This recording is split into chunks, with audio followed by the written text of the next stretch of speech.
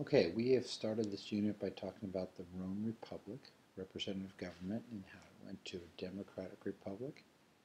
Then we went to the fall of the republic and the rise of the first triumvirate, originally led by Julius Caesar, who then became a dictator. And then we go to Caesar Augustus, who becomes the first emperor. Now we're going to talk about the decline and fall of the Roman Empire. Every empire we've talked about this year has risen and fallen, and as with its predecessor Greece, Rome is going to do the same. So to fall, you need to have a problem. And so we have just finished the great period started by Caesar Augustus, Pax Romana, the period of peace. You've gone through a lot of the great innovations that have started during that time period, but it finally ends. And we're going to have a series of emperors who are going to go one after the other in very short succession. And to pay for their needs, you're going to have high taxes. One of them is Diocletian, who's going to rule in 284 to 305. Now remember, this is after 0, in the CE as opposed to BCE. Not surprisingly, a lot of these emperors are going to be very harsh or very tough rulers. He's going to deny many personal freedoms. Remember the laws that they used to follow, the 12 tables. He's going to fix prices so he can control inflation, and he's going to have to control the people, so he doubles the size of the Roman army. He's going to divide the empire. He's going to take the rich side in the west, and there's going to be a split with a co-ruler in the he's going to take the east and the co-ruler in the west. And you're going to get Constantine, who is going to follow him, and he is going to be one of the people who is going to bring the empire. You have Rome, and he's going to take the eastern side, which is Byzantine, or he named it after himself, Constantinople.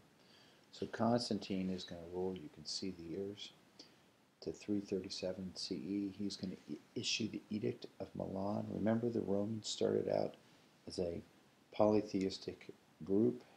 They did allow the growth of Christianity, although they tried to control it a bit by putting Jesus to death, the founder of Christianity. But Constantine's going to allow it, the Edict of Milan. He's going to move the capital, again, if we go back to the picture before, from Rome to Constantinople, which is our next unit, the Byzantine Empire.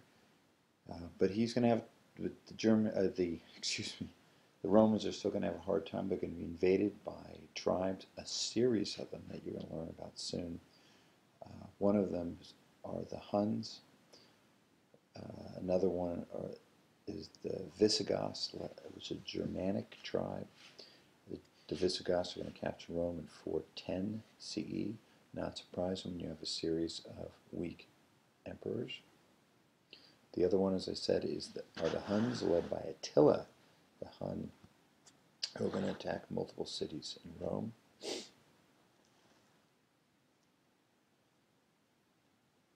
And there's a picture of what people attribute Attila the Hun looking like.